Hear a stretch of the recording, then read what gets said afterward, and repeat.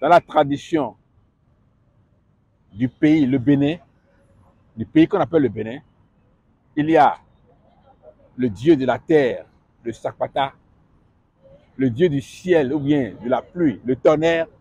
C'est comme ça qu'on a des dieux pour chaque chose. Même la mer est considérée comme un dieu. C'est une très bonne chose parce que cela révèle notre conscience cela révèle que notre conscience sait qu'il existe une force ou des forces supérieures à nous dans l'invisible. Ainsi donc, étant la race de Dieu, nous ne devons pas croire que la divinité soit semblable à de l'or, à de l'argent ou à de la pierre sculptée par l'art et l'industrie de l'homme. Acte 17, 29. Si nous recherchons Dieu, il n'est pas dans une image d'or. Il n'est pas dans une image en argent. Il n'est pas dans une image en ciment blanc ou en bois. Notre Dieu, il est en nous. Notre Dieu, c'est par lui que nous sommes. C'est lui qui est et nous sommes.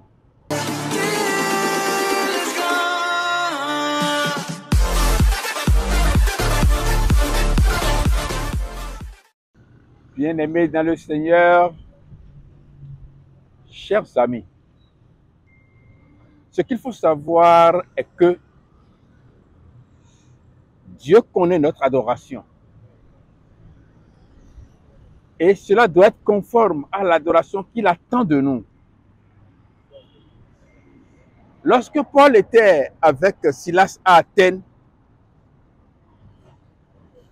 il a constaté que, je suis dans Actes chapitre 17, il a constaté que ce sont des gens, des hommes qui ont fait des temples pour chaque divinité qu'ils ont identifiée. Ils ont fait des temples de diverses sortes. Et à un endroit, ils ont même fait un temple pour le Dieu qu'ils ne connaissent pas. Ici, c'est le temple du Dieu inconnu.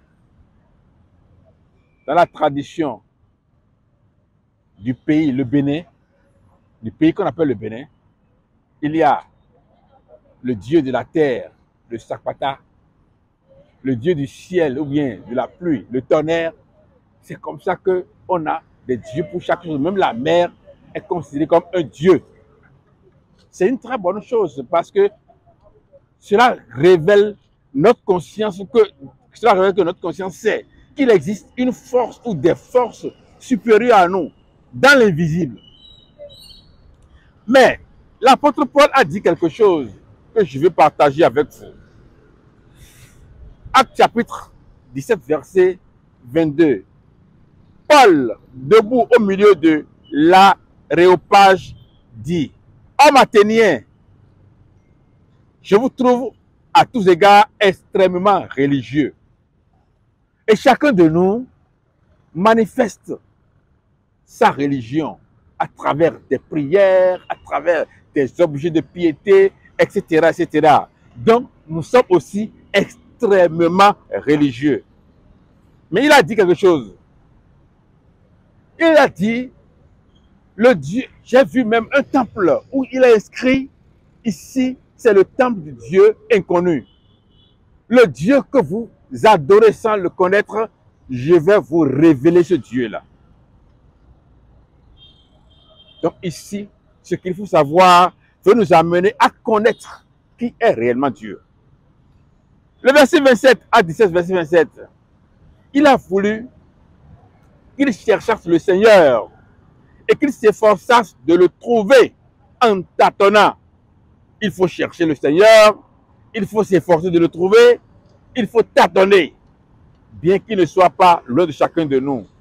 Car en lui, nous avons la vie, le mouvement et l'être.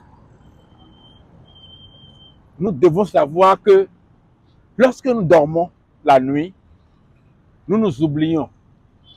C'est Dieu qui veille sur nous jusqu'à ce qu'on se réveille et on se rend compte qu'on existe, que je suis un homme, j'ai une épouse, j'ai des enfants, j'ai un boulot, j'ai une maison, j'ai une voiture, etc., etc.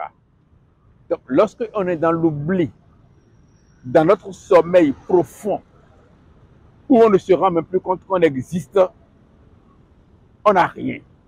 C'est la preuve que, effectivement, nous ne sommes rien sans Dieu. C'est lui qui nous réveille. C'est lui qui a fait que Adam et Ève soient créés. Mais lorsque le diable leur a dit, vous ne mourrez pas, lorsque vous allez manger le fruit interdit, ils ont cru le diable. C'est de la même manière que chacun de nous, lorsqu'on est réveillé, on oublie que c'est Dieu qui nous a réveillés. Et on se dit, et on parle en ces termes. Tu me connais, moi, telle chose, moi, lion, moi. Et puis, notre moi commence par s'exprimer. Mais nous devons savoir, c'est en lui que nous avons la vie. Nous avons le souffle. Nous existons. C'est ce qu'ont dit aussi quelques-uns de vos poètes. Ils ont dit, de lui, nous sommes la race. Et le verset 29 dit, ainsi donc, étant la race de Dieu, nous ne devons pas croire que la divinité soit semblable à de l'or, à de l'argent ou à de la pierre sculptée par l'art et l'industrie de l'homme. Acte 17, 29. Si nous recherchons Dieu, il n'est pas dans une image d'or. Il n'est pas dans une image en argent. Il n'est pas dans une image en ciment blanc ou en bois. Notre Dieu, il est en nous. Et nous devons nous efforcer de le trouver dans notre fort intérieur. Parce que j'ai discuté avec quelqu'un et il m'a dit, lorsqu'on parlait des images, il m'a dit qu'il a un ami chez qui il est allé. Il n'a pas vu l'ami en question, il a vu sa femme. Et comme l'ami est absent et ils sont en train de parler, l'envie lui a pris de s'amuser avec la femme, de la toucher comme il ne devait pas le faire. Et la femme lui a répondu, attention, regarde, il y a l'image du maître. Parce que le mari de la femme est dans une croyance où il y a un maître et on met sa photo dans le salon. Donc, comme l'image, la photo du maître est là, on ne doit pas faire, on ne doit pas l'embrasser. Et la question que je lui avais posée est celle-ci. Et si ils étaient dans un endroit où l'image n'était pas là? Parce que notre Dieu n'est pas image. Notre Dieu n'est pas une image, un objet d'art. Notre Dieu, c'est par lui que nous sommes. C'est lui qui est et nous sommes. C'est pour cela que le verset 30 dit, Dieu, sans tenir compte des temps d'ignorance, annonce maintenant à tous les hommes, en tout lieu, qu'ils aient à se repentir. C'est l'heure de la repentance.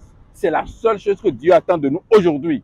Et si nous voulons la voir en nous, il faut que nous soyons prêts à ne pas le voir à travers des objets, mais dans notre conscience. Que Dieu vous bénisse. Amen.